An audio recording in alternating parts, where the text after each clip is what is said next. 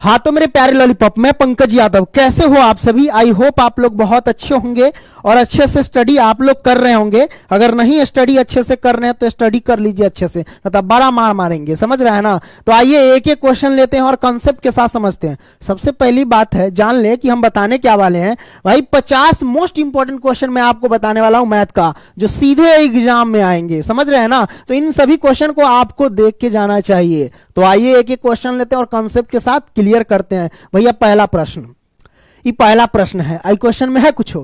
कहता है क्वेश्चन कि वाई अक्ष पर सभी बिंदु का भुज होता है। वाई अक्ष पर सभी बिंदु का भुज होता है। हमने जब चैप्टर पढ़ाया था, तो जैसे कि चैप्टर 7 निर्देशांक ज्यामिति पढ़ाया था, उसमें बताया था कि वाई अक्ष पर एक्स का मान क्या होता है, 0 होता है। भुज क्या है, एक्स है।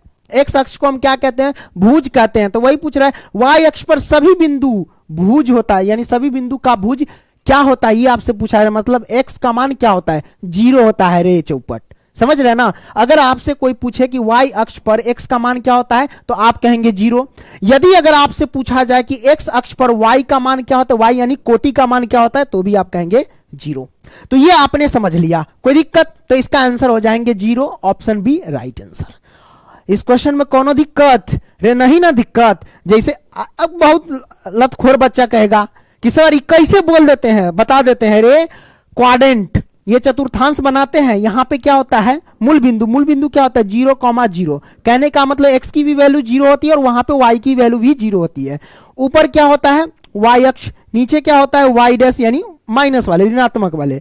इधर क्या होता है, x होता है, और इधर क्या होता है, ऋणात्मक वाले x होते हैं। इस बात को ध्यान रखना, ठीक है। तब पूछ रहा है वाई अक्ष पर, वाई अक्ष पर कोई एक बिंदु मान लो, इस बिंदु को वाई अक्ष पर मान लेते हैं, ये 4 है, ठीक है। तो y की वैल्यू यहां पे 4 है, तो x का मान यहां पे क्या होगा बताओ तो। x का मान यहां पे कुछ है ही नहीं, तो जब नहीं है तो क्या होगा, 0। या फिर यूं कह लो तो x का मान अगर यहां नीचे चलेगा तो कहां मुलाकात होगा, यहां से मुलाकात होगा, 0 निकल के आ जाएगा, ठीक है, 0,4, ठीक है। एक बिंदु मैंने y ले लिया जिसका मान है 4, हमने 4 ले लिया। तो यहां पे अगर आपसे पूछे कि x का मान क्या होगा, यानी भुज क्या होगा, सिंपल 0 होंगे ना। ओके, तो ये आपने समझ लिया। चलो अब हम क्या करते हैं, क्वेश्चन में कुछ है नहीं, टाइम पास करने से बेहतर है कि आगे वाले प्रश्न को देखा जाए। प्रश्न क्रमांक 2 कहता है, महत्तम समापवर्तक P और Q गुने लघुत्तम समापवर्तक P और Q का Q बराबर है। कहने का मतलब क्या पूछ रहा है कि महत्तम समापवर्तक और गुने लघुत्तम समापवर्तक किसके बराबर होगा। अरे जब चैप्टर 1 मैंने पढ़ाया था उसमें बोला था ना, क्या बोला था कि दो संख्याओं का गुणनफल जो होता है वो लघुत्तम समापवर्तक गुने महत्तम समापवर्तक के बराबर होता है। इस बात को ध्यान रखें। दो संख्या का गुणनफल, मान लो कि पहली संख्या a है और दूसरी संख्या b है, ये दोनों संख्या का गुणनफल जो होता है वो लघुत्तम समापवर्तक गुने में लॉस है ना, लॉ 0 सौ 0 लिख सकते हैं इसको ऐसे, लॉ 0 सौ 0 यानी लघुत्तम समापवर्तक गुने मॉ 0 सौ 0 यानी महत्तम समापवर्तक के क्या होता है, बराबर होता है। समझ रहे हैं। तो यहां पे दो संख्या हमारे पास क्या है, पहला संख्या p है और दूसरा संख्या q है। तो इन संख्या किसके बराबर, मतलब इसमें से पूछ रहा है कौन होगा।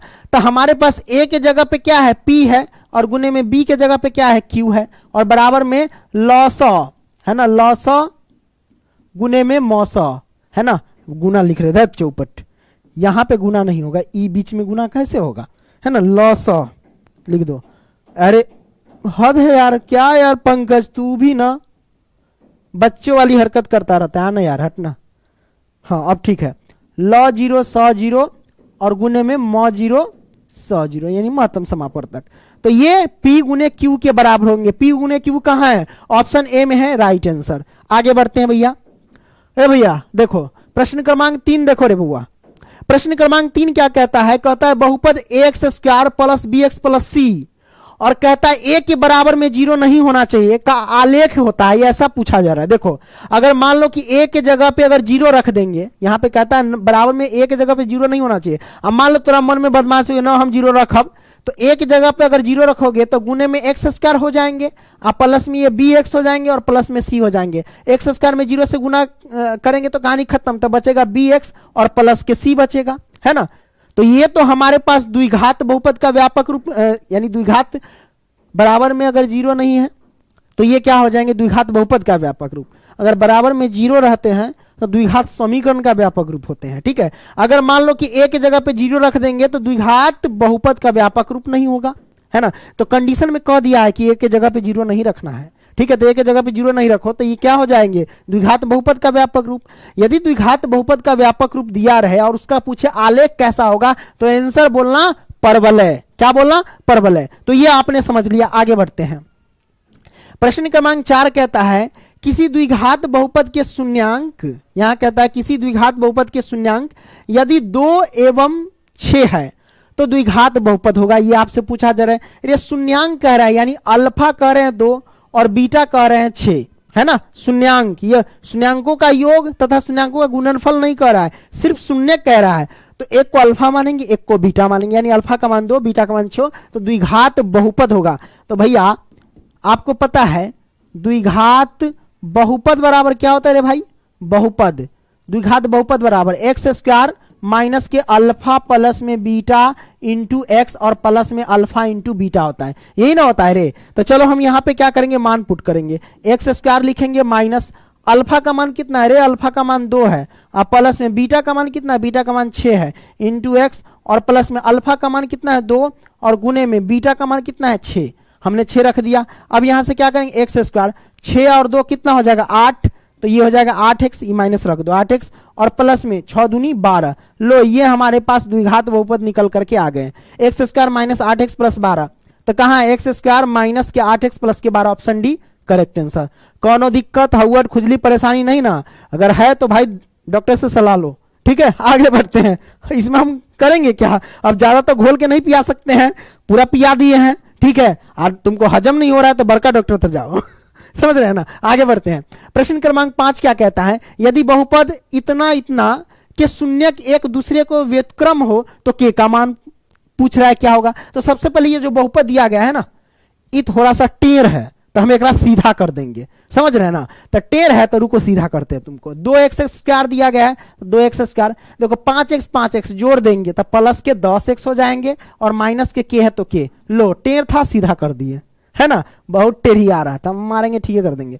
तो ये हमारे पास बहुपद निकल करके आ गया। अब इसमें कहता है के का मान ज्ञात करने के लिए, लेकिन यहां पे कंडीशन दे रखा है, कंडीशन दे रखा है कि के शून्य एक दूसरे के व्युत्क्रम है, यानी शून्यक जो है एक दूसरे के व्युत्क्रम है। तो हम यहां पे क्या करेंगे, मान लेंगे कि माना शून्यक, माना शून्यक, है ना, शून्यक क्या मान ले, एक्स मान लेंगे। तो हम एक शून्यक एक्स माने तो दूसरा शून्य क्या होगा, 2 शून्यक होते हैं कि नहीं, है ना। तो एक शून्यक एक्स माने तो दूसरा शून्य क्या होगा, तो हम जानते हैं कि शून्यक एक दूसरे के व्युत्क्रम है। तो एक शून्य एक्स माने तो दूसरा शून्यक होगा 1/x, व्युत्क्रम का मतलब उल्टा कर दो, इसके नीचे एक छिपा रहता है कि नहीं, तो हम व्युत्क्रम करेंगे तो एक ऊपर और x नीचे आ जाएंगे। ठीक है, तो हमारे पास 2 शून्यक आ गए, तो एक शून्य को अल्फा मान लेंगे, एक शून्य को बीटा मान लेंगे, सिंपल, है ना। तो अल्फा का मान x और बीटा का मान 1/x आ गया।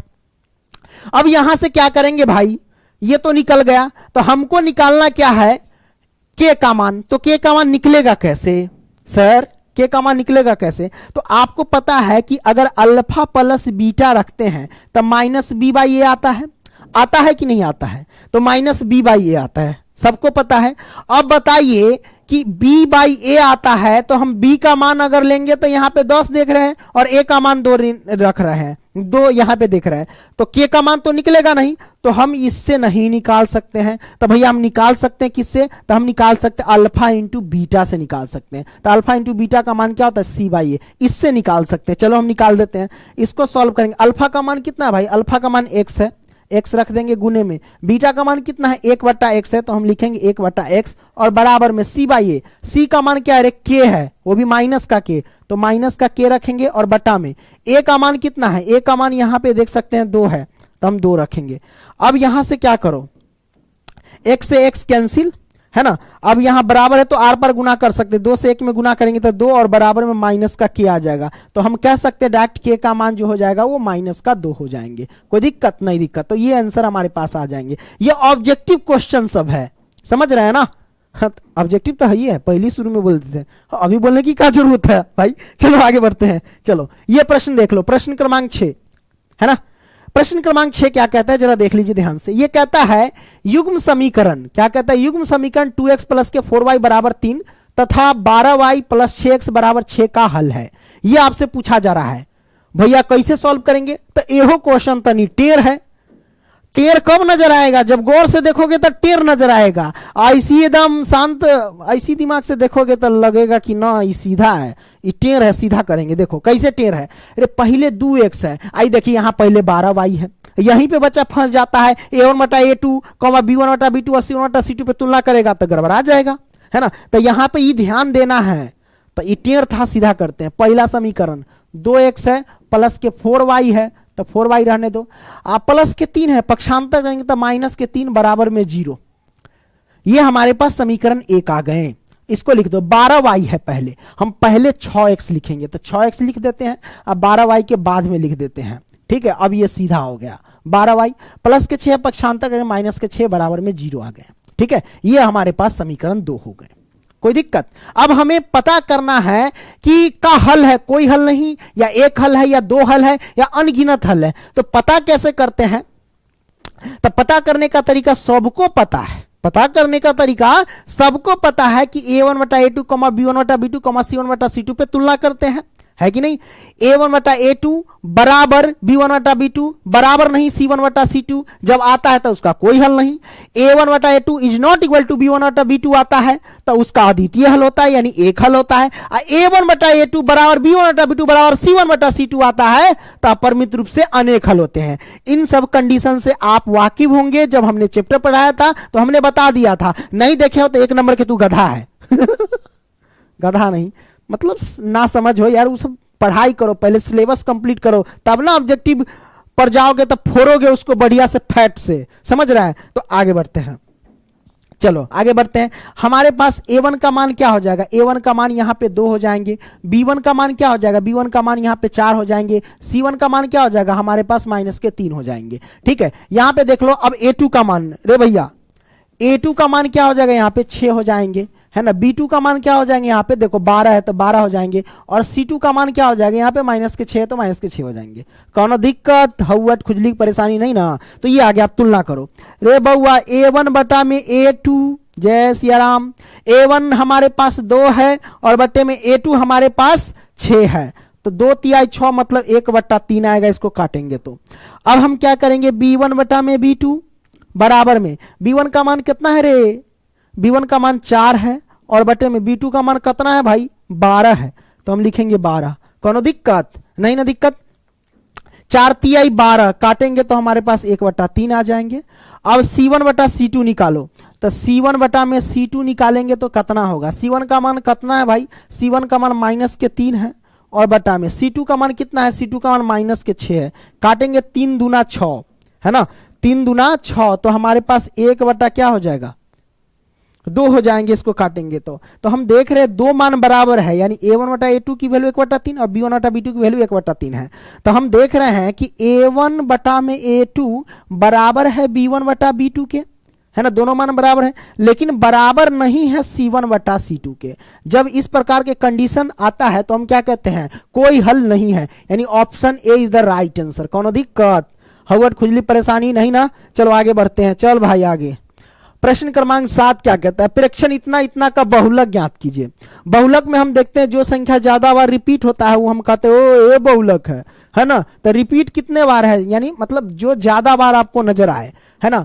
देखिए यहाँ पे हमको लग रहा है 15 एक बार, 15 एक बार, 2 बार हुआ, यहाँ पे 3 बार 15 है, 14 क्या बार है, 2 ही बार है। सबसे ज्यादा बार रिपीट यहाँ पे 15 ही हो रहा है, 15 3 बार है, इसका करेक्ट आंसर हो जाएंगे 15। ठीक है, और देख लेना कोई 15 से यानी 3 बार से ज्यादा कोई आ रहा है, 4 बार आ रहा है, 5 बार है, तो वो आंसर सब हो जाएगा। ठीक है, आगे बढ़ते हैं। प्रश्न क्रमांक 8 क्या कहता है, 8 कहता है प्रेक्षण इतना इतना का माध्यक है। माध्यक कह लो या माध्यिका कह लो, दोनों एक ही बात है। तो माध्यक हम निकालते कैसे मेरे भाई, है ना। माध्यक कैसे निकालते हैं, ओढ़नी तनी संभाल लेते हैं। ओढ़नी के रंग उज्जर, पियर नहीं है, उज्जर है हमारा ओढ़नी, नहीं मफलर है। लड़की सब ये नहीं समझ लेना कि वो ओढ़नी है ईश्वर जी के, है ना। चलो तो हम क्या करेंगे भाई, माध्यक। माध्यक ज्ञात करने के वक्त हम क्या करते हैं, या तो संख्या को बढ़ते क्रम में सजा लो या फिर घटते क्रम में सजा लो, ठीक है। तो हम क्या करते हैं, इसको घटते क्रम में सजा लेते हैं या बढ़ते क्रम में सजा लेते हैं। तो बढ़ते क्रम में सजाने के लिए सबसे छोटी संख्या लिखते हैं, 6 है, 6 के बाद क्या है 8 है, नहीं 6 के बाद 7 है, 6 के बाद 7 है, 7 के बाद क्या 8 है, 7 के बाद क्या है 8 है, तो हम 8 लिख दिए। अब उसके बाद क्या है 12 है, तो हम लिखेंगे 12। 12 के बाद क्या है 13, 12 हो गया, 13 हो गया, 13 के बाद क्या है 14, और 14 के बाद क्या है 15, तो हमने 15 सब संख्या लिख दिया। अब इसका माध्यक ज्ञात करना है। माध्यक सबको पता है कि जो बीच में होता है वो उसका माध्यक हो जाता है, ठीक है। तो बीच में क्या है, बीच में कौन संख्या आ रहा है, 3 को संख्या इधर से निकालो, है ना, और 3 संख्या इधर से निकालो, बीच में पड़ गया 12, तो यही 12 हमारे पास माध्यक आ जाएंगे आंसर।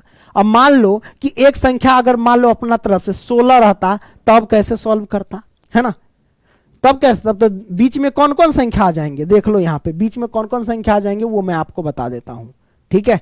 अब देखो यहाँ पे बीच में जो हो जाएंगे, यहां से 3 संख्या निकालोगे और यहां से 3 संख्या निकालोगे, तो बीच में 2 संख्या पड़ जाएंगे 12 + 13।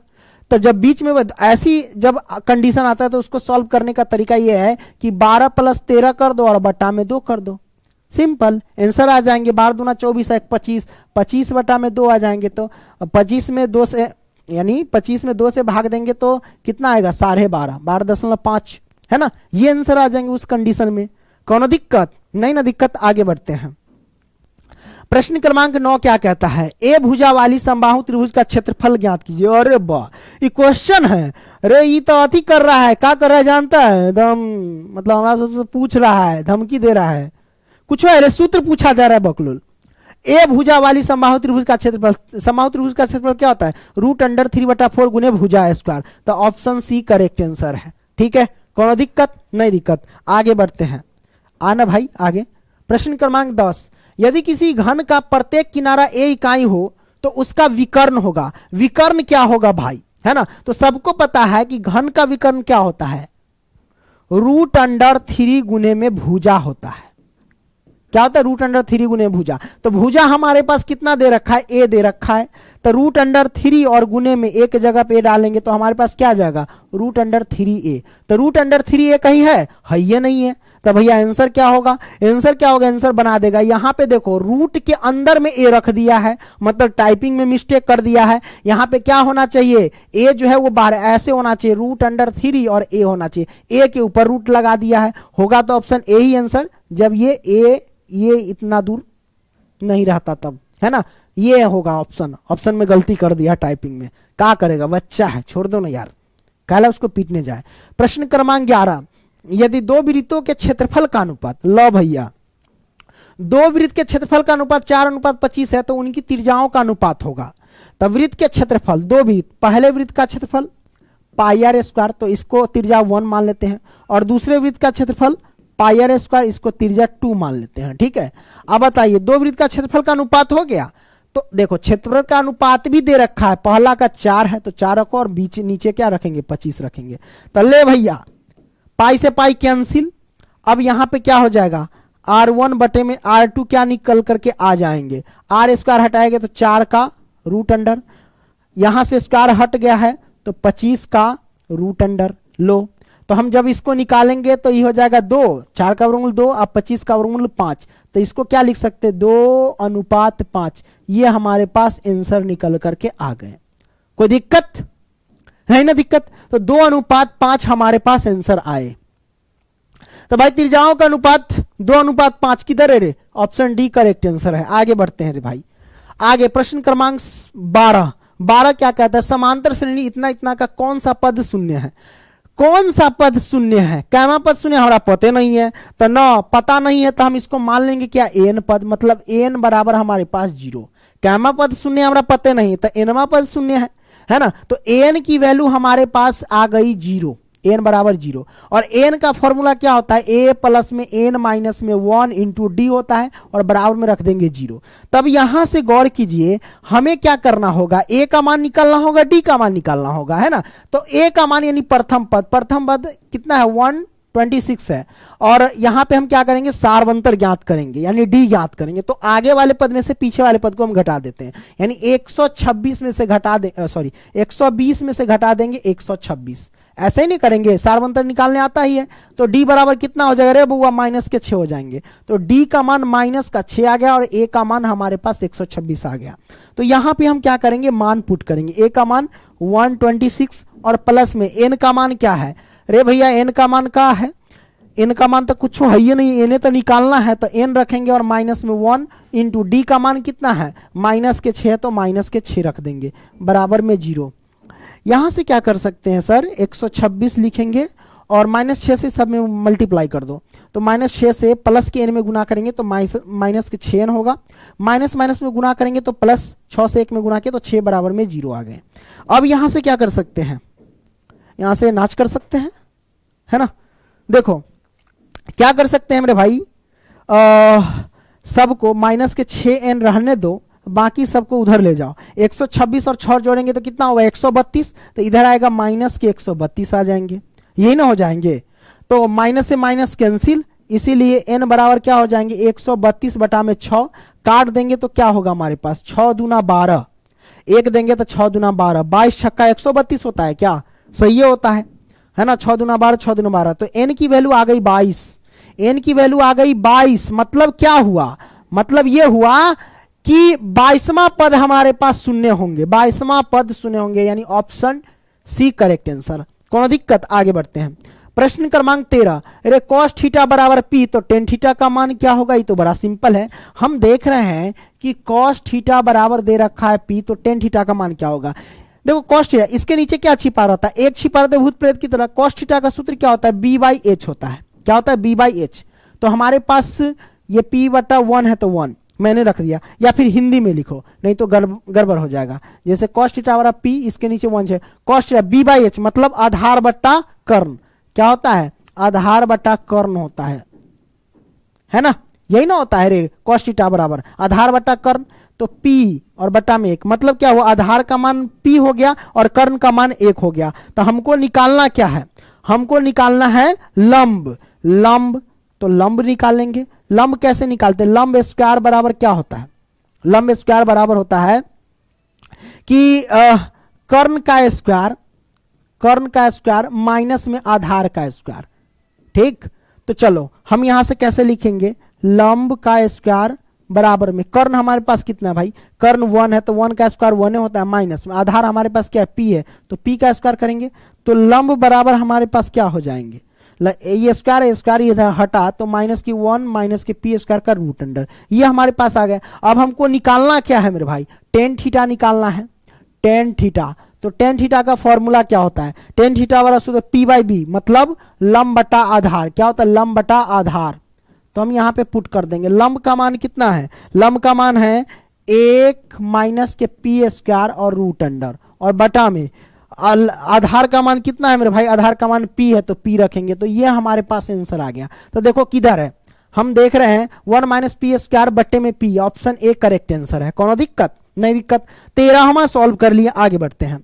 प्रश्न क्रमांक 14 क्या कहते हैं, सेक b गुने में cos b, यानी सेक थीटा गुने cos थीटा है 1 होता है, सबको पता है सेक थीटा गुने cos थीटा क्या होता है, 1 होता है। Option D right answer. आगे बढ़ते हैं। प्रश्न क्रमांक 15, यदि cot थीटा बराबर 1/√3 तो सेक थीटा का मान क्या होगा। देखो भाई cot थीटा बराबर 1/√3 है, तो हम देख रहे हैं cot थीटा बराबर में 1/√3 है। cot थीटा का सूत्र क्या होता है, b/p होता है। b/p मतलब आधार और बटा में लंब, ये हुआ आधार बटा लंब हो गया। अब सेक थीटा का मान ज्ञात करना है तो आपको कर्ण निकालना होगा। तो कर्ण बराबर क्या होता है मेरे भाई, कर्ण बराबर होता है लंब का स्क्वायर प्लस आधार का स्क्वायर का रूट अंडर। तो लंब का स्क्वायर और प्लस में आधार का स्क्वायर का रूट अंडर, सिंपल। तो लंब कितना है रे भाई, लंब हमारे पास √3 है, तो √3 का स्क्वायर कर देंगे और प्लस में आधार कितना, आधार 1 है, 1 का स्क्वायर 1 होता है, रूट अंडर डाल दो। तो हमारे पास √3 है, स्क्वायर से रूट कट जाएगा तो 3 और प्लस में 1 आएगा। तो रूट अंडर बराबर में 3 1 4 का रूट अंडर, तो हमारे पास 4 का वर्गमूल 2 आता है। यानी कर्ण हमारे पास कितना निकला रे भाई, कर्ण हमारे पास 2 आया। कोई दिक्कत नहीं दिक्कत। तो कर्ण आ गया। अब हमारे पास सेक थीटा का पूछ रहा है, क्या होगा सेक थीटा बराबर, सेक थीटा बराबर क्या होता है सूत्र, बी बाई एच या H by B, H by B होता है। क्या होता है एच बाई एच यानी कर्ण, कर्ण, और बी हमारे पास क्या होता है आधार होता है। ठीक है, कर्ण हमारे पास कितना 2 निकला है और आधार कितना है, तो आधार हम देख रहे हैं 1 है, 1 नीचे लिखने की जरूरत भी नहीं है, या लिख दो कोई दिक्कत नहीं, मतलब 2 आंसर आया, 2 ऑप्शन सी करेक्ट आंसर है, कोनो दिक्कत नहीं दिक्कत। आगे बढ़ते हैं, प्रश्न क्रमांक 15 वो क्वेश्चन निकाले 15 और फिर 15 दो बार हो गया, सॉरी दोस्तों 16वां। देखिए 10 21 डिग्री बटे में कॉट 69 डिग्री, कैसे सॉल्व करेंगे, बड़ा सिंपल है, किसी एक को बदलो, 10 को बदलो या कॉट को बदलो, हम चलो 10 को बदलते हैं, तो हम लिखेंगे 10 है तो 10 लिखेंगे। अब बताओ 90 डिग्री में से हम कितना डिग्री घटा के 21 डिग्री आ जाएगा, तो हम कहते हैं सर 69 डिग्री घटा दीजिए 21 डिग्री आ जाएंगे, और बटे में कॉट 69 डिग्री है तो 69 डिग्री रहने दो, हमने रहने दिया। अब यहां से क्या है 10 90 डिग्री माइनस ये थीटा के जगह पे आ गया, तो 10 90 डिग्री माइनस थीटा क्या होता है कॉट थीटा होता है, कॉट और थीटा के जगह पे 69 डिग्री, बटे में क्या हो जाएंगे कॉट 69 डिग्री, ये मैंने रख दिया। अब यहां से क्या होगा कॉट 69 डिग्री से कॉट 69 डिग्री कटेगा, एक मरतबे, एक आंसर हमारे पास आ जाएंगे, मतलब ऑप्शन बी करेक्ट आंसर। आगे बढ़ते हैं, प्रश्न क्रमांक 17 क्या कहता है, यदि त्रिभुज पी क्यू आर में क्यू आर स्क्वायर बराबर पी क्यू स्क्वायर बराबर क्यू आर स्क्वायर, तो कोण क्यू का मान होगा। देखो हम देख रहे हैं ये हमारे पास कर्ण का स्क्वायर है, कर्ण स्क्वायर बराबर लंब स्क्वायर प्लस आधार स्क्वायर, किस त्रिभुज में था समकोण त्रिभुज में, इसका मतलब 90 डिग्री इसका सही आंसर है, लेकिन ये गलत है। अब कहोगे सर अभी आप बोले 90 डिग्री सही आंसर है, इसका गलत है, लेकिन यहां पे कंडीशन रख दिया कोण क्यू का बराबर क्या होगा, इसलिए मैंने बोला गलत। अगर ऐसे ही पूछ देता ये दिया रहता कंडीशन, कुछ और मान दिया रहता निकालने के लिए, तो हम तो कह देते 90 डिग्री, लेकिन यहां पे कुछ अलग है, यहां पे थोड़ा सा घुमा दिया क्वेश्चन को। देखो सबसे पहली बात है कोण क्यू जो है बराबर पूछ रहा है आपसे, आपको पता है ये हमारे पास कर्ण है, कर्ण स्क्वायर, और ये क्या होता है लंब स्क्वायर प्लस आधार स्क्वायर, तो कर्ण हमारे पास होना चाहिए, जैसे हम समकोण त्रिभुज बना लेते हैं तो इसमें मान रखेंगे, तो कर्ण क्यू आर है तो हम इसको क्यू मान लेते हैं और इसको हम आर मान लेते हैं, ये कर्ण हो गया, तो हम इसको मान लेंगे क्या पी मान लेंगे, क्या मान लेंगे पी मान लेते हैं, ये मैंने पी मान लिया, कोई दिक्कत, त्रिभुज पी क्यू आर हो गया। तो हम देख रहे हैं कर्ण स्क्वायर बराबर लंब स्क्वायर प्लस आधार स्क्वायर होता है, तो ये जो समकोण त्रिभुज में ये कंडीशन लागू होता है कि नहीं, तो समकोण त्रिभुज में ये आ गया, तो ये 90 डिग्री, तो ई कोण कितना डिग्री और ई कोण कितना डिग्री, तो ये 90, त्रिभुज के तीनों कोणों का योग होता है 180 डिग्री, तो ये हमारे पास 45 डिग्री और ये भी हमारे पास क्या हो जाएगा 45 डिग्री, है ना। तो इसका मतलब कोण क्यों पूछ रहा है, यानी 45 डिग्री इसका करेक्ट आंसर हो जाएगा, ऑप्शन सी करेक्ट आंसर, कोई दिक्कत नहीं दिक्कत। आगे बढ़ते हैं, प्रश्न क्रमांक 18, 6 सेंटीमीटर त्रिज्या वाले वृत्त पर खींची गई 2 समांतर स्पर्श रेखा के बीच की दूरी क्या होगी। सिंपल, देखो यहां पे क्या कहता है मेरे भाई 6 सेंटीमीटर त्रिज्या वाले, तो हम क्या करते हैं भाई, वो भी 6 सेंटीमीटर त्रिज्या वाले वृत्त पर खींची गई 2 समांतर रेखा, तो भाई 6 सेंटीमीटर त्रिज्या वाले एक वृत्त बना लेते हैं, हमने वृत्त बना लिया, कोई दिक्कत नहीं दिक्कत, और इसकी त्रिज्या कितनी है 6 सेंटीमीटर है, कितनी है 6 सेंटीमीटर है त्रिज्या, है ना। तो 6 सेंटीमीटर त्रिज्या वाले 2 समांतर स्पर्श रेखाओं के बीच की दूरी, मतलब 6 सेंटीमीटर त्रिज्या वाले वृत्त पर 2 समांतर स्पर्श रेखा खींची जाती है, तो 2 स्पर्श रेखा हम यहां से क्या करते हैं खींच देते हैं। देखो यहां से ये मैंने खींचा, इसको स्पर्श करना चाहिए, ये मैंने खींच दिया, और एक और हम खींच देते हैं यहां से, चलो ये मैंने खींच दिया, तो 2 स्पर्श रेखा मैंने खींच दिया। अब इन दोनों स्पर्श रेखा के बीच की दूरी हमें ज्ञात करनी है, तो आपको पता है 6 सेंटीमीटर त्रिज्या है, तो त्रिज्या तो एनहू तो होता है, अरे रे रे रे रे ये क्या हो गया रे भाई, उठ के भाग रहा है। 6 सेंटीमीटर त्रिज्या इधर है, तो क्या इधर नहीं होगा, इधर भी तो त्रिज्या होगा, तो ये भी 6 सेंटीमीटर त्रिज्या, और यहां से यहां भी तो त्रिज्या हो सकता है, तो ये भी 6 सेंटीमीटर त्रिज्या। तो इन दोनों इस वृत्त पर 2 स्पर्श रेखा के इसकी बीच की दूरी याद करनी, तो यहां से यहां तक 6 और यहां से यहां तक 6, 6 6 कितना हो गया 12, यानी इन दोनों स्पर्श रेखा की बीच की दूरी कितनी हो जाएंगे 12 आंसर हो जाएंगे, ऑप्शन डी करेक्ट आंसर, कोई दिक्कत नहीं दिक्कत, आपने समझ लिया। आगे बढ़ते हैं, 19 क्या कहता है, किसी बाह्य बिंदु से वृत्त पर कितनी स्पर्श रेखाएं खींची जा सकती है। देखो यहाँ पे कहता है किसी बाह्य बिंदु से, यानी बाहरी बिंदु से वृत्त पर कितनी स्पर्श रेखा खींची जा सकती है। जैसे कि हमने ये सर्कल बना लिया, ये बाहरी बिंदु हो गया, तो इस बाहरी बिंदु से कितनी स्पर्श रेखा खींची जा सकती है। एक तो यहां से आप खींच लो स्पर्श रेखा, है ना, एक यहां से स्पर्श रेखा, मतलब समझो ना बाहरी बिंदु से कितने, 2 स्पर्श रेखा खींची जा सकती है। Option B correct answer. आगे बढ़ते हैं, प्रश्न क्रमांक 20, वाई अक्ष पर सभी बिंदु का भुज होता है। वाई अक्ष पर सभी बिंदु का भुज, सिंपल 2 बार क्वेश्चन आ गया। वाई अक्ष पर भुज का मान 0 होता है, इस बात को ध्यान रखना। Option B correct answer. आगे बढ़ते हैं, प्रश्न क्रमांक 21, समांतर श्रेणी 0, 1/8, 1/8, 1/8 का सारवंतर पूछ रहा है आपसे, क्या होगा। आगे वाले पद में से पीछे वाले पद घटाएंगे, यानी डी बराबर हमारे पास क्या हो जाएंगे, 1/8 में से हम घटा देंगे 0 को, है ना, तो हमारे पास क्या हो जाएंगे 0। ये D1 निकला, D2 भी निकालेंगे, तो D2 निकालेंगे तो आगे वाले पद में से पीछे, यानी 1/8 में से घटा देंगे 1/8, तो हमारे पास, अरे ये तो 0 आ जाएगा। 1/8 में से, एक मिनट, सॉरी 1/8 में से 0 घटाएंगे तो हमारे पास कितना होगा, 1/8 ही आ जाएंगे, है ना। तो D1 निकल गया, इसमें से इसको घटा दिया। अब फिर D2 निकालेंगे तो 1/8 में से 1/8 घटाएंगे तो 0 आ जाएगा। तो D1 और D2 तो बराबर नहीं आया, मतलब ये समांतर श्रेणी नहीं है, क्वेश्चन में कुछ फोल्ड है, यहां पे कुछ फोल्ड है। 1/4 है ना, 1/8 है ना, ये 1/4 होगा, सिंपल। तो अब इसमें से घटाओ, ठीक है, इसमें से घटा देंगे, यानी 1/4 में से घटा देंगे 1/8 को, तो कितना हो जाएंगे, ये 8 एलसीएम। अब ये 4 दूनी 8, तो 2 और माइनस के ये 1, तो हमारे पास 1/8 निकल के आ जाएंगे। मतलब अब डी बराबर हुआ, इसका मतलब यहाँ पे 1/4 होनी चाहिए, है ना। ओके, कोई दिक्कत। तो हमारे पास डी मतलब डी सारवंतर कितना है, 1/8 आया। Option A correct answer. Okay, आगे बढ़ते हैं, प्रश्न क्रमांक 22, यदि समांतर श्रेणी का सामान्य पद 5n-7 है तो इसका प्रथम पद होगा। सामान्य पद का मतलब समझ रहे हैं कि an पद हमको दे रखा है कितना, 5n-7 दे रखा है, तो इसका प्रथम पद पूछा जा रहा है। तो प्रथम पद निकालने के लिए हम क्या करेंगे, a1 ज्ञात करेंगे, n के जगह पे 1 रख दिए, तो n के जगह देखो प्रथम पद निकालने के लिए a1 लिखेंगे ना, तो a के स्थान पे a है, n के स्थान पे 1 आ गया, तो इसमें 5 और गुने में n के जगह पे 1 रखेंगे माइनस के साथ, तो 5 और माइनस के 7, तो 5 में 7 घटेगा तो माइनस के 2 आंसर आ जाएंगे। माइनस के 2 कहाँ है, ऑप्शन डी करेक्ट आंसर। कोनो दिक्कत नहीं ना, दिक्कत कितना हो गया, 32 मिनट। अच्छा, कोई दिक्कत नहीं, जल्दी मार लेंगे। ये माइनस के 2 आंसर हमारे पास आ गए। हेलो, आगे बढ़ते हैं। 23, यदि बिंदु इतना और इतना संरेख है तो के का मान ज्ञात कीजिए। संरेख है तो के का मान आपसे पूछा जा रहा है। हम सबको पता है कि संरेखी त्रिभुज का क्षेत्रफल क्या होता है, 0 होता है। आप कहेंगे कैसे, क्योंकि संरेखी त्रिभुज के तीनों बिंदु क्या होता है, एक ही रेखा पे होते हैं। जैसे कि ये 3 बिंदु है, तो इसमें क्षेत्रफल है, लेकिन संरेखी त्रिभुज क्या होता है, संरेखी त्रिभुज यानी संरेखी जब बात की तो तीनों बिंदु एक ही रेखा पर हो। तो एक समय ऐसा आएगा कि आपको कुछ इस तरीके से नजर आएंगे तीनों बिंदु, तो जैसे इसको धंसाते चलेंगे तो तीनों बिंदु एक ही रेखा पे आ जाएंगे। तीनों बिंदु एक ही रेखा पे आ जाएंगे तो बीच में कुछ क्षेत्रफल नहीं बचेगा, इसलिए हम संरेखित त्रिभुज का क्षेत्रफल क्या बोलते हैं, 0 बोलते हैं। ठीक है, तो ये आपने समझ लिया।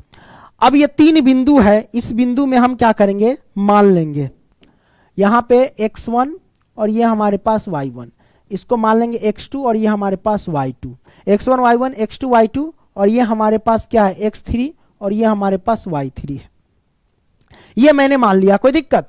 ये 3 बिंदु। अब संरेखित त्रिभुज का क्षेत्रफल, अरे भैया त्रिभुज का क्षेत्रफल क्या होगा, त्रिभुज का क्षेत्रफल है ना, तो यहां पे रखते हैं 1/2 लिखना है, बड़ी कोष्ठ। अब यहां पे क्या करना है, आप आराम से लिख दीजिए। क्या करेंगे, x1 लिखना है और यहां पे घर बना लेना है, प्लस में x2 लिखना है और यहां पे घर बना लेना है, अब प्लस में x3 लिखना है ना, और यहां पे घर बना लेना है। हमने घर बना दिया। अब यहां से करेंगे क्या, तो घर के अंदर क्या करना है, y माइनस के y लिखना है, y माइनस के y लिखना है और y माइनस के y लिखना है। ठीक है, तो ये हमारे पास सूत्र यहां से निर्माण हो जाएंगे। ये x1 है, 1 के बाद क्या होता है 2 होता है, 2 के बाद क्या होता है 3 होता है। अब ये x2 है, 2 के बाद क्या होता है 3 होता है, 3 के बाद 4 होता है, लेकिन 4 तो ऑप्शन में है नहीं, हमें तो 3 बिंदु है। तो तीन के बाद तो 4 होता है, लेकिन हम देख रहे हैं कि आगे तो जाना नहीं है, 4 तक नहीं जाना है, रिवर्स गियर मारेंगे 1 आ जाएगा। फिर से शुरू से कर देंगे, x3 है, बस रिवर्स गियर 1 से आ जाएगा, 1 के बाद 2 आ जाएगा। ये हमारे पास सूत्र निकल करके आ गए, कोई दिक्कत नहीं दिक्कत। अब यहां से हम क्या करेंगे, संरेखित त्रिभुज का क्षेत्रफल बराबर में 0 होता है, हम 0 रख देंगे। अब देखो 1/2 से ये 0 कैंसिल हो जाएगा, यानी 1/2 जो है गुना में बराबर से इधर ले जाएंगे तो 0 के बट्टे में 1/2 हो जाएंगे, तो 0 में 1/2 से भाग देंगे तो 0 आएंगे, तो इसका कहानी खत्म, इसको मत उतारो। अब x1 हो गया, x1 की वैल्यू क्या है हमारे पास 2 है, 2 लिखेंगे। फिर y2 हमारे पास कितना है, y2 हमारे पास k है, तो हम लिखेंगे k और माइनस के। y3 हमारे पास क्या है, y3 हमारे पास माइनस के 3 है, तो ये माइनस और माइनस प्लस के 3 हो जाएंगे, ये मैंने रख दिया, कोई दिक्कत नहीं दिक्कत।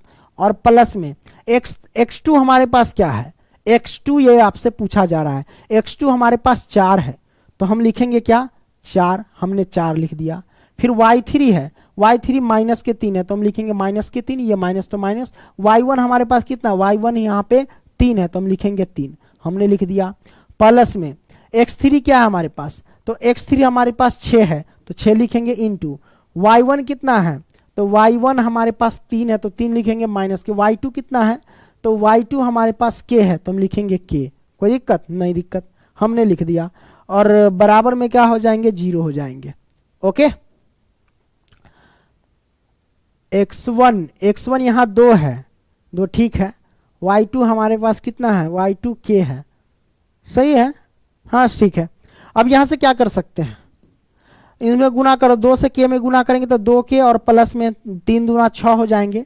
अब -3 क्या हो जाएंगे, समान चिन्ह है तो संख्या जुटेगा, है ना, तो -3 माइनस के 6 हो जाएगा, -6 से 4 में गुना करेंगे तो 6 चौक 24, माइनस के 24 हो जाएंगे। अब 6 18 प्लस के 18 हो जाएंगे, माइनस में 6 से k में गुना करेंगे तो 6 के बराबर में 0 हो जाएंगे। ये हमारे पास आ गए, कोई दिक्कत नहीं दिक्कत। अब यहां से क्या कर सकते हैं, 2 के और 6 के, ये देखो 6 के घटेगा 2 के में से, तब माइनस के 4 के बचेगा, ये मैंने कर दिया। अब यहाँ पे 18 6 24 है ना, 18 6 24 और 24 में से 24 मतलब 0 हो जाएंगे। प्लस में सब इन तीनों को आपस में सॉल्व करेंगे तो 0 आएंगे, बराबर 0। तो हमारे पास क्या हो जाएंगे, माइनस के 4 के बराबर में बचेगा सिर्फ 0, माइनस के 4 गुना में तो बराबर इससे इधर जाएगा तो बट्टा में, तो 0 बट्टे में माइनस के 4, के का मान क्या आ जाएंगे, 0 आ जाएंगे। ये हमारे पास आंसर आएगा, के का मान 0, तो ऑप्शन डी करेक्ट आंसर हो जाएंगे, कोई दिक्कत नहीं दिक्कत। आपने इस प्रश्न को बेहतरीन तरीके से सॉल्व कर लिया। 24वां क्या कहता है, यदि त्रिभुजों के शीर्ष इतना इतना इतना है तो इसका परिमाप होगा। तो भाई त्रिभुज के शीर्ष दिए गए, इसका परिमाप पूछ रहा है, तो त्रिभुज का परिमाप क्या निकालते हैं, तीनों भुजाओं का योग कर देते हैं तो परिमाप निकल जाते हैं। तो हमारे पास यहाँ पे क्या करेंगे, त्रिभुज बना लेंगे। हमने त्रिभुज बना लिया और त्रिभुज का नाम रख देंगे कि ये ए है, ये बी है और ये सी, हमने रख दिया। तो हमारे पास त्रिभुज के शीर्ष दिए गए, मान लेंगे इसको ए और ये बी है और ये सी। त्रिभुज ए हमारे पास कितना है, ए बिंदु 0,4 हमने रख दिया। बी हमारे पास कितना है 0,0 हमने रख दिया, और सी हमारे पास कितना है 3,0, ये मैंने रख दिया, कोई दिक्कत नहीं दिक्कत।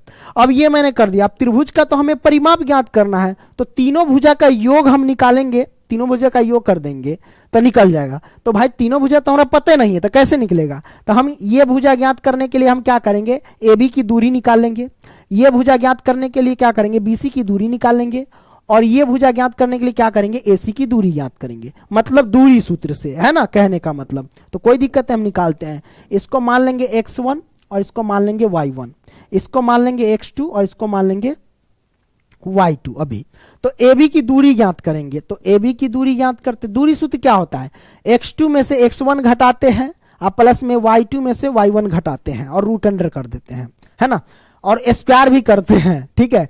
x2 माइनस के x1, तो x2 हमारे पास 0 है, x1 0 है, मतलब 0 माइनस के 0 और इसका कर देंगे होल स्क्वायर, प्लस में y2 माइनस के y1, y2 हमारे पास 0 है और माइनस के y1 हमारे पास 4 है, इसका कर देंगे होल स्क्वायर और रूट अंडर कर देंगे। अब 0 में से 0 घटाएंगे और इसका स्क्वायर करेंगे तो 0 हो जाएंगे, प्लस में 0 में से 4 घटाएंगे तो कितना होगा, -4 का स्क्वायर करेंगे तो 16, रूट अंडर 16 का ये हो जाएगा रूट अंडर 16 का वर्गमूल कितना होता है भाई 4 होता है। तो ए बी का मान आ जाएगा 4, कोई दिक्कत। तो ये भुजा आ गया हमारे पास 4, इस भुजा का मान। अब हमको निकालना है चलो BC, BC ज्ञात करना है। तो हम कैसे ज्ञात कर सकते हैं BC, या फिर पहले आप क्या करो AC निकाल लो। चलो AC निकालेंगे, x1 माने हैं ये y1, तो इसको मान लेते हैं x2 और इसको मान लेते हैं y2। चलो हम AC ज्ञात करेंगे, तो AC निकाल लेते हैं। क्या होता है सूत्र, x2 माइनस के x1, मतलब 3 में से 0 घटाएंगे, तो 3 में से घटा देंगे 0, इसका कर देंगे होल स्क्वायर, प्लस में y2 माइनस के y1, तो y2 हमारे पास 0 है, 0 और घटा देंगे y1, y1 हमारे पास कितना है 4 है, इसका कर देंगे होल स्क्वायर, और ये हमारे पास रूट अंडर है। 3 में से 0 घटाएंगे तो 3, 3 का स्क्वायर करेंगे तो 9, और प्लस में -4 का स्क्वायर करेंगे तो 16 है ना। तो हमारे पास कितना आ जाएगा 25 आ जाएंगे, और इसका रूट अंडर निकालेंगे तो कितना 5। तो हमारे पास AC का मान आ गया, AC की दूरी आ गई 5, तो हम AC रख देते हैं 5, हमने रख दिया। अब BC निकालना होगा, तो BC की दूरी निकालना है, तो इसको मान लेंगे x1, इसको मान लेंगे y1, ये x2 y2 है, तो निकाल लेते हैं, क्या दिक्कत है। BC की दूरी, तो दूरी निकालने के लिए वही x2 में से x1 यानी 3 में से घटा देंगे 0, इसका कर देंगे होल स्क्वायर, और प्लस में 0 में से घटा देंगे 0, इसका कर देंगे होल स्क्वायर और रूट अंडर, है ना। तो 3 का स्क्वायर 9 होता है, प्लस में 0 का स्क्वायर 0, रूट अंडर निकालेंगे 3, 9 का वर्ग कितना 3, मतलब BC हमारे पास निकला 3, ये भुजा निकला 3।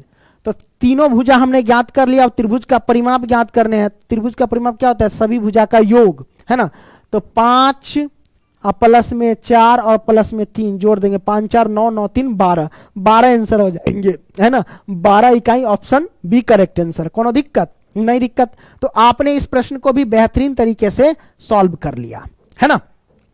आगे बढ़ते हैं, प्रश्न क्रमांक 25 क्या कहता है जरा देखिए। 25 कहता है त्रिभुज के तीनों कोनों का योगफल होता है। त्रिभुज के तीनों कोनों का योगफल होता है 180 डिग्री होता है, सबको पता है, ठीक है। आगे बढ़ते हैं। 26 क्या, समांतर श्रेणी इतना इतना का 14वां पद, आपसे 14वां पद पूछ रहा है, 14 बराबर क्या होगा।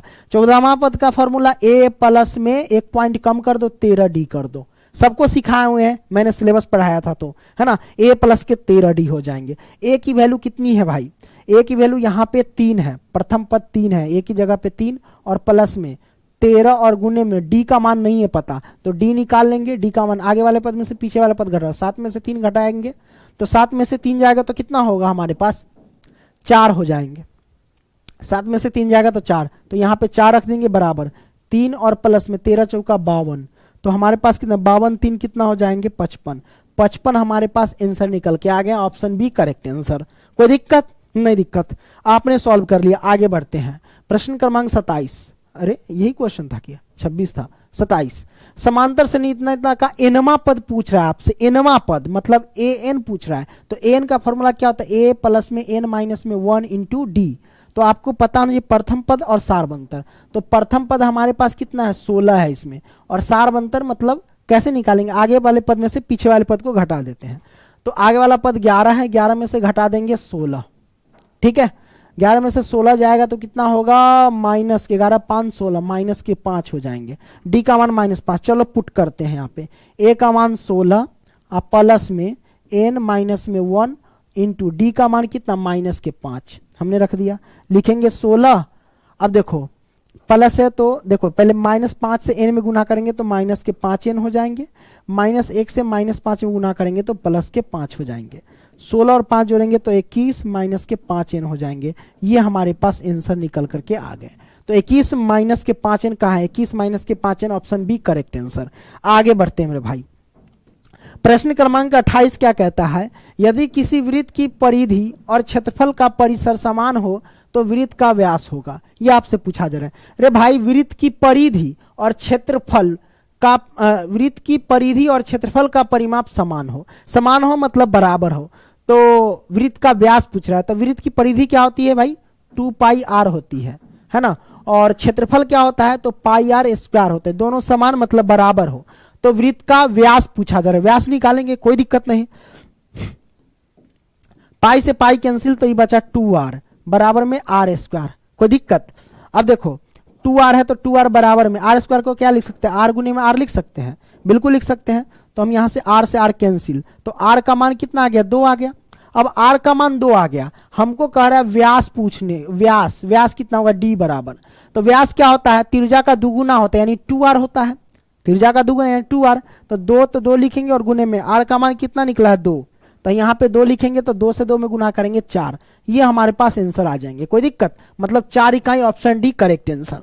आगे बढ़ते हैं, प्रश्न क्रमांक 29 क्या कहता है, निम्न में से कौन सी एक घटना की प्रायिकता नहीं हो सकती है। कौन, देखिए निम्न में से कौन सी एक घटना की प्रायिकता नहीं हो सकती है। देखो प्रायिकता का मान क्या होता है, प्रायिकता का मान वो होता है 0, प्रायिकता का मान 0 और 1 के बीच होता है, या तो 0 होगा या फिर 1 होगा, या फिर 0 और 1 के बीच में होता है, इस बात को ध्यान रखना, प्रायिकता का मान। तो प्रायिकता का मान जब ये होता है, इसका मतलब देखते हैं, प्रायिकता का मान इसमें पूछ रहा है कि नहीं है, कौन नहीं है, इसमें कौन नहीं है भाई। देखो 25% हम देख रहे हैं, तो इसको हम क्या लिख सकते हैं, 25/100 लिख सकते हैं।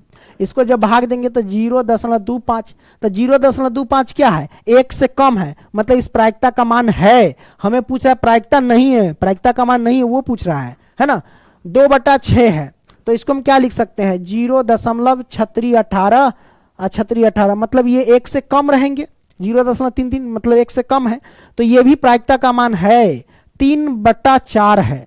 तो 4 से भाग देंगे तो 0 है ना, 8 चौक 7 चौक 28 और 5 ये आएंगे, है ना। तो ये भी 0.75 है, मतलब 1 से कम है, ये भी प्रायिकता का मान है। इसका मतलब ये प्रायिकता का मान नहीं होगा। जैसे 2 से भाग देंगे इसमें 3 में, तो 2 एकम 2 दशमलव और 2 पंज 1.5 आएंगे, 1.5 आएंगे, तो 1.5 आ गया, मतलब 1 से तो ज्यादा आ गया। हम जानते हैं कि प्रायिकता का मान 0 होता है या फिर 1 होता है, या 0 और 1 के बीच का होता है ना। लेकिन ये तो क्या हो गया, 1 से तो ज्यादा हो गया, तो ये प्रायिकता का मान नहीं है, यही ऑप्शन डी करेक्ट आंसर हो जाएंगे।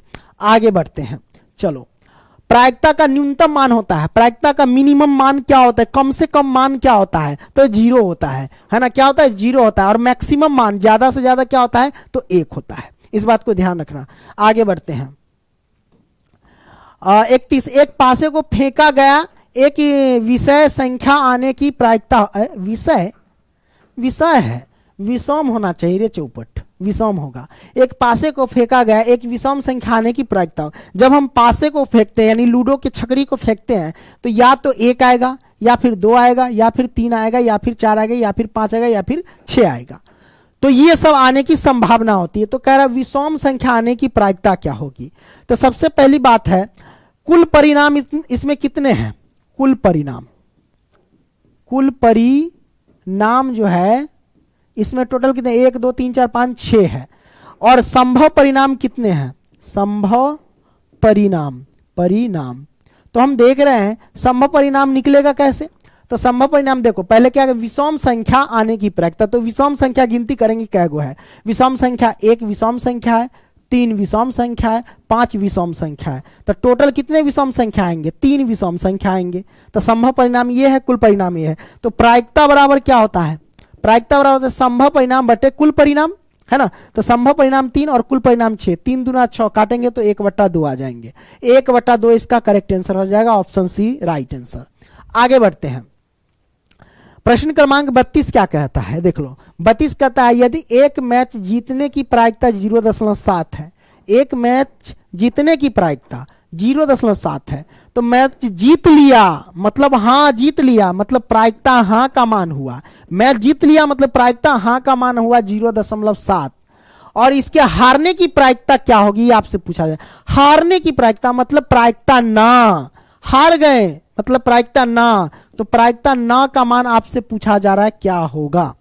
तो सबको पता है कि प्रायिकता हाँ और प्लस में प्रायिकता ना, इसको हम बार लगा देते हैं या डैश भी लगा देते रहते हैं, ठीक है। प्रायिकता हाँ प्लस प्रायिकता ना बराबर क्या होता है, 1 होता है, ये फॉर्मूला याद रखना, ठीक है। तो प्रायिकता हाँ का मान है 0.7 और प्लस में प्रायिकता ना का मान आपसे पूछ रहा है कितना होगा, है ना। तो ये हमें 1 रख दिए। अब आपको पता है कि प्रायिकता ना बराबर हमको निकालना है, तो ये 1 है तो 1, ये 0 प्लस का इधर गया तो माइनस का 0.7 हो जाएंगे।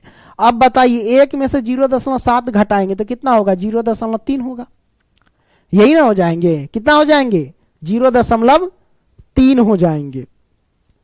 ये आपने कर दिया।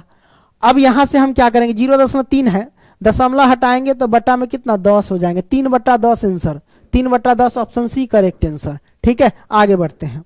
चलो प्रश्न क्रमांक 33, साइन 30 डिग्री बट्टे में कॉस 30 डिग्री और गुने कॉट 30 डिग्री कैसे हो जाएगा। बड़ा सिंपल है, साइन थीटा बट्टे कॉस थीटा क्या होता है, टेन थीटा होता है। थीटा के जगह पे 30 डिग्री तो 30 डिग्री और गुने में कॉट 30 डिग्री तो 30 डिग्री। थीटा समान है, टेन थीटा गुने कॉट थीटा क्या होता है, 1 के बराबर होता है ना। Option D correct answer. आगे बढ़ते हैं। प्रश्न क्रमांक 34, 1 minus ten square 45 degree, 1 plus ten square 45 degree. बड़ा सिंपल है, 1 है तो 1 लिखो, माइनस तो माइनस, टेन 45 डिग्री का मान 1 होता है, 1 का स्क्वायर कर दो बट्टे में 1 और प्लस में टेन 45 डिग्री का मान 1 होता है, लेकिन स्क्वायर है तो स्क्वायर कर दो। 1 माइनस में 1 का स्क्वायर 1 और बट्टे में 1 प्लस में 1 कितना होगा, एक में से गया तो 0 और बट्टे में 1 1 जोड़ेंगे तो 2, 2 में 0 से भाग देंगे तो 0 आएंगे। तो 0 कितना, साइन 0 डिग्री का मान क्या होता है, 0 होता है। इस बात को ध्यान रखना, साइन 0 डिग्री का मान 0 होता है, तो वो मैंने रख दिया ऑप्शन बी करेक्ट आंसर। आगे बढ़ते हैं। 35 कहता है बिंदु 7,10 किस पाद में स्थित है। पाद आपको पता होना चाहिए, जैसे ये चतुर्थांश होते हैं, ये प्रथम पाद होते हैं, ये द्वितीय पाद होते हैं, ये हमारे पास तृतीय पाद होते हैं और ये हमारे पास चतुर्थ पाद होते हैं। ये हमारे पास क्या होता है, एक्स वाले होते हैं और इधर क्या होता है, एक्स ऋणात्मक वाले होते हैं। ये वाई अक्ष और नीचे वाई ऋणात्मक वाले होते हैं, इस बात को ध्यान रखना। ठीक है, प्रथम पाद में क्या होते हैं, एक्स जो होता है इस साइड सब प्लस का होता है तो प्लस, और इधर वाई भी प्लस का होता है तो प्लस, ये चिन्ह होता है प्रथम चतुर्थांश में। ठीक है, दूसरा चतुर्थांश में क्या होता है, माइनस और प्लस होता है, इस बात को ध्यान रखना। कैसे माइनस, पहले हम एक्स वाला लिखते हैं तो एक्स वाला इधर सब ऋणात्मक होता है और वाई वाला इधर प्लस का, तो माइनस प्लस लिख दिए। तृतीय चतुर्थांश में ये भी ऋणात्मक एक्स वाला और वाई भी ऋणात्मक वाला, तो माइनस कॉमा माइनस हो जाएंगे। और चतुर्थ चतुर्थांश में क्या हो जाएंगे, हमने पहले प्लस वाला और उसके बाद माइनस वाला, यानी ये प्लस वाला है और वाई माइनस वाला, तो ये लिख दिए। तो चतुर्थांश जैसे पूछ रहा है कि 7,10 किस पाद में है, यानी किस चतुर्थांश में है। जैसे 7,10 है तो संख्या से हमको मतलब नहीं रहता, इसके चिन्ह से मतलब है। 7 के आगे प्लस छिपा होता है, 10 के आगे प्लस छिपा होता है, किसी भी संख्या के आगे प्लस छिपा रहता है। तो प्लस प्लस प्लस प्लस किस पाद में, प्रथम पाद में है, तो प्रथम पद इसका करेक्ट आंसर हो जाएंगे। आगे बढ़ते हैं मेरे भाई। 36 क्या कहता है, टेन 45 डिग्री और अनुपात में है टेन 60 डिग्री, बराबर क्या होंगे। अरे भाई टेन 45 डिग्री का मान 1 होता है और अनुपात टेन 60 डिग्री का मान क्या होता है, √3 होता है, यानी 1 अनुपात √3 इसका करेक्ट आंसर हो जाएगा, ऑप्शन सी राइट। आगे बढ़ते हैं। प्रश्न क्रमांक 37 क्या कहता है, एक्स अक्ष पर स्थित किसी बिंदु के निर्देशांक का रूप होगा। एक्स अक्ष पर स्थित किसी बिंदु के निर्देशांक का रूप होगा। रे भाई एक्स अक्ष पे y का मान क्या होता है, 0 होता है, तो x, 0 हो जाएंगे, x, 0 option A correct answer हो जाएंगे। ठीक है, आगे बढ़ते हैं। 38 क्या कहता है, एक छड़ की लंबाई उसकी छाया का अनुपात 1:√3 है, तो सूर्य का उन्नयन कोण होगा। जैसे कि ये छड़ की लंबाई है और ये इसकी लंबाई, सूर्य भगवान एनी छथिन, ठीक है, तो ये छड़ की लंबाई या सूर्य भगवान का रोशनी पड़ेगा तो एनी छाया पड़ जाएगा, है ना। तो कह रहा है छड़ की लंबाई और छाया का अनुपात 1:√3 है, यानी छड़ का लंबाई पहले कह रहा है तो पहले ई होगा, और बाद में छाया का अनुपात, छाया बोल रहा है तो छाया ई होगा। तो छड़ की लंबाई 1 और छाया का अनुपात √3, है ना, तो ये हो गया। तो इसका उन्नयन कोण पूछ रहा है, इसका थीटा निकालने के लिए कैसे निकालेंगे। मान लेंगे ये ए, ये बी और ये सी, ये हो जाएगा लंब और ये आधार। लंब बटा आधार किसका कंसेप्ट है, टेन का होता है, तो टेन और थीटा बराबर लंब बटा आधार, तो लंब हमारे पास 1 और बटे में हो जाएंगे √3। टेन थीटा का मान 1/√3। अब बताओ टेन है तो टेन लिखो, थीटा तो थीटा। टेन कितने डिग्री का मान 1/√3 होता है, तो टेन 30 डिग्री का मान 1/√3 होता है। इन दोनों के अनुपात का अगर हम तुलना करेंगे, है ना, मतलब इन दोनों का तुलना करेंगे तो थीटा का मान कितना होगा, 30 डिग्री। गलती से काट मत देना, क्योंकि थीटा रहता है, काटते नहीं है, काट देंगे तो गलत हो जाएगा। ठीक है, थीटा का मान 30 डिग्री हो जाएंगे। ओके, ये हमारे पास आ गए आंसर। अब आगे बढ़ते हैं। 30 degree option A correct answer. आओ 39 बिंदु इतना और इतना के बीच की दूरी पूछ रहा है, बीच की दूरी निकालिए। ये x1, ये y1, ये x2 और ये y2। दूरी सूत्र निकालना है, दूरी सूत्र से, है ना। दूरी सूत्र क्या होता है, x2 माइनस के x1, x2 यानी 8, अब माइनस के x1 5, इसका होल स्क्वायर, अब प्लस में y2 माइनस के y1, तो y2 हमारे पास 11 माइनस के y1 हमारे पास 7, इसका होल स्क्वायर और रूट अंडर लगा देंगे। कितना होगा, 8 में से 5 घटाएंगे तो हमारे पास हो जाएंगे 3, 3 का स्क्वायर करेंगे तो 9, प्लस में 11 में से 7 जाएगा तो हमारे पास 4, 4 का स्क्वायर करेंगे तो 16, तो हमारे पास 9 और 16 कितना होता है 25, रूट अंडर हमारे पास हो जाएंगे 5, 5 आंसर निकल करके आ गए। 5 इकाई ऑप्शन बी करेक्ट आंसर। कोनो दिक्कत न रे, आगे बढ़ते हैं। प्रश्न क्रमांक 40 क्या कहता है, रेखा y बराबर 4 का आलेख निम्न में से किस बिंदु से होकर गुजरेगी। y बराबर 4 का आलेख, देखो यहां पे क्या कहता है, y बराबर, मान लो यहां पे कोई एक बिंदु है, y का मान 4 है, ये y अक्ष होता है, ठीक है, y का मान 4, आलेख किस बिंदु से गुजरेगी। तो ये जब मान लो यहां पे तो कोई बिंदु है नहीं, तो जब यहां से यहीं से आएगा ना, तो यहां पे क्या होता है मूल बिंदु 0,0, तो x का मान क्या होगा 0 होगा, x का मान क्या होगा 0 होगा, मतलब x का मान 0 और y का मान 4, 0,4 इस बिंदु से गुजरेगी, है ना। तो भाई 0,4 कहीं तो है ही नहीं, मतलब इनमें से कोई नहीं होगा। आगे बढ़ते हैं। प्रश्न क्रमांक 41 क्या कहता है, जरा देखिए ध्यान से। कहता मूल बिंदु के निर्देशांक होंगे, मूल बिंदु के निर्देशांक 0,0 होता है, इस बात को ध्यान रखना। Option A correct answer. आगे बढ़ते हैं। 42 कहता है निम्नलिखित में कौन सी सबसे छोटी प्राकृत संख्या है। सबसे छोटी प्राकृत संख्या, प्राकृत संख्या क्या कहते हैं, गिनती वाली संख्या को एक से गिनती करते, 1 2 3 4, तो इसमें बताइए सबसे छोटी प्राकृत संख्या क्या है, 1 है, 1 इसका करेक्ट आंसर हो जाएंगे। आगे बढ़ते हैं। प्रश्न क्रमांक 43 निम्नलिखित में कौन सी परिमेय संख्या है, निम्नलिखित में कौन सी परिमेय संख्या आपसे पूछा जा रहा है। सिंपल, रूट अंडर 25 परिमेय संख्या, इसका वर्गमूल निकालेंगे तो 5, ये परिमेय संख्या हो जाएंगे। आगे बढ़ते हैं। 44 0.13 बराबर क्या होंगे। देखो बार वाला संख्या को बड़ा सिंपल है, कैसे बदलेंगे, 0.13 के ऊपर बार है, तो जितनी संख्या के ऊपर बार है पहले वो पूरा लिख दो। पहले ये संख्या है ना 0, पहले देखो 0 का तो वैल्यू नहीं है, दशमलव, तो 13 है तो 13 लिखो। अब यहाँ पे देखो कितने संख्या पे बार लगा है, 2 संख्या पे बार, तो 2 9 आ जाएंगे, है ना। दशमलव और रेकरिंग के बीच में कोई संख्या नहीं है तो कोई भी 0 नीचे नहीं पड़ेगा। रेकरिंग के बाद कोई भी संख्या नहीं है, इसलिए कोई भी संख्या नहीं घटाएंगे। इस पे हम डिटेल से, जैसे ये आंसर हो गया। अब इसी में मैं कह दूं कि 1.13 और इसके ऊपर बार है, इसको आप कैसे सॉल्व करोगे। तो इसका सॉल्व करने का तरीका ये है, सिंपल। सबसे पहले पूरा अंक लिख दो, तो 1 1 3 लिख दिए। कितने संख्या पे बार लगा, एक संख्या पे बार लगा तो 1 9 डाल दो। दशमलव और रेकरिंग के बीच में एगो संख्या बचा है तो एगो 0 रख दो। दशमलव और रेकरिंग के बीच में एगो संख्या तो एगो 0 पड़ेगा, और रेकरिंग के बाद जो भी संख्या बच गया उसको घटा दो। तो रेकरिंग के बाद यहाँ पे 11 बच गया तो 11 घटा देंगे, बस आंसर आ जाएगा हमारा, सिंपल। तो 13/99 आंसर आया है, ये ऑप्शन सी करेक्ट आंसर हो जाएंगे। आगे बढ़ते हैं।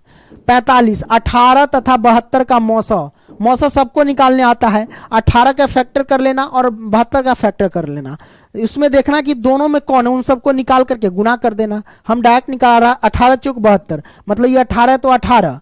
अब 72 को क्या लिख सकते हैं, 72 को हम लिख सकते हैं कि 18 चौक 18 गुने 4, तो यहाँ भी 18 यहाँ भी 18, मतलब HCF हमारे पास कितना हो जाएंगे 18 हो जाएंगे, ठीक है। ऑप्शन ए गलत, मतलब सही है, ठीक है।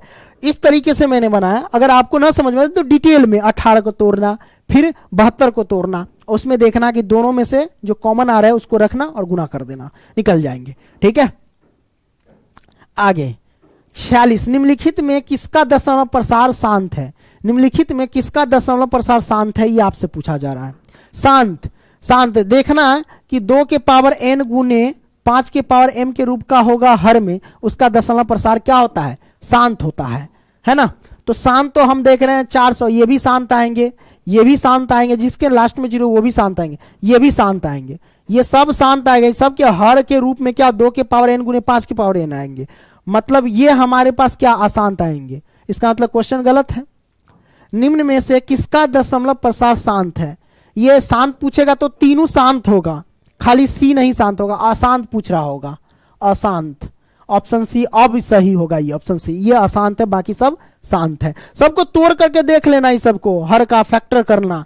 2 के पावर n गुने 5 के पावर m का आ गया, जब हमने चैप्टर पढ़ाया था उसमें हमने पूरा कंप्लीट कर दिया था। अब इस पर ज्यादा ठुमुक करने की जरूरत नहीं है, ठीक है। ज्यादा काबिल बनेंगे तो चल जाएंगे तेल बेचने, देखिए sine square 75 degree, sine square 15 degree, किसी एक को बदल लो। हाँ हाँ जी, किसको बदले? साइन स्क्वायर 75 डिग्री को बदल लो, इसी को बदल लो। साइन स्क्वायर 75 डिग्री है तो साइन स्क्वायर रहने दो। 90 में से कितना डिग्री घटाएंगे कि 75 डिग्री आएगा? तो हम कह देंगे सर 15 डिग्री घटाएंगे तो 75 डिग्री आ जाएंगे, है ना। प्लस में साइन स्क्वायर 15 डिग्री है तो साइन स्क्वायर 15 डिग्री। ओके, अब यहां से क्या कर सकते हैं? साइन स्क्वायर 90 में से 15 घटाएंगे, 90 में से नहीं, इसको साइन स्क्वायर 90 में 15 डिग्री है तो साइन 90 डिग्री माइनस थीटा है, वो क्या होता है? कॉस थीटा के बराबर। थीटा हमारे पास 15 डिग्री हो जाएंगे, इसका स्क्वायर लगा दो क्योंकि स्क्वायर है। प्लस में साइन स्क्वायर 15 डिग्री, तो देखो थीटा समान है तो cos square theta plus sine square theta किसके बराबर होता है? 1 के बराबर होता है। ये हमारे पास आंसर निकल करके आ जाएंगे, कोई दिक्कत? एक हमारे पास, ये हमारे पास ऑप्शन बी करेक्ट आंसर है। आगे बढ़ते हैं 48। 12 का परिमेयकरण गुणांक है, 12 का परिमेयकरण गुणांक पूछ रहा है आपसे, तो सिंपल 12 का फैक्टर करो, है ना। तो इसको हम तोड़ेंगे, रूट अंडर 12 को हम क्या लिख सकते हैं?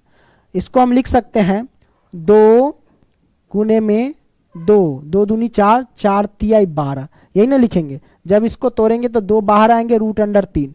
तो परिमेयकरण गुणांक का मतलब यह होगा कि इसको परिमेय संख्या के रूप में बदलना है। तो परिमेय संख्या रूप में बदलने के लिए इसमें हम क्या करेंगे? रूट अंडर 3 से मल्टीप्लाई कर देंगे, सिंपल। तो रूट अंडर 3 इसका होगा परिमेयकरण गुणांक, ऑप्शन ए करेक्ट आंसर।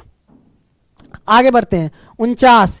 देखिए 3 अल्फा बराबर 180 डिग्री, तो कॉस अल्फा का मान होगा। हम देख रहे हैं 3 अल्फा का मान है 180 डिग्री, तो इसको काट सकते हैं 3 से, काटो, 3 से काटेंगे 36 18 यानी 60 डिग्री, है ना। तो अल्फा का मान आ गया 60 डिग्री। तो पूछ रहा है कॉस अल्फा का मान, तो कॉस अल्फा के जगह पे रखेंगे 60 डिग्री, है ना। तो कॉस 60 डिग्री का मान क्या होता है? आप लोग कमेंट करके हमें बताना कि इसका करेक्ट आंसर क्या हो जाएगा। 50वां 1/√3 किसका मान है? 33 डिग्री का मान होता है 1/√3। तो आपने 50 मोस्ट इंपोर्टेंट क्वेश्चन को सॉल्व कर लिया। प्यारे बच्चों, वीडियो पसंद आ रही है तो लाइक करते चलना। मिलेंगे अगली वीडियो में, तब तक के लिए बाय। ओके।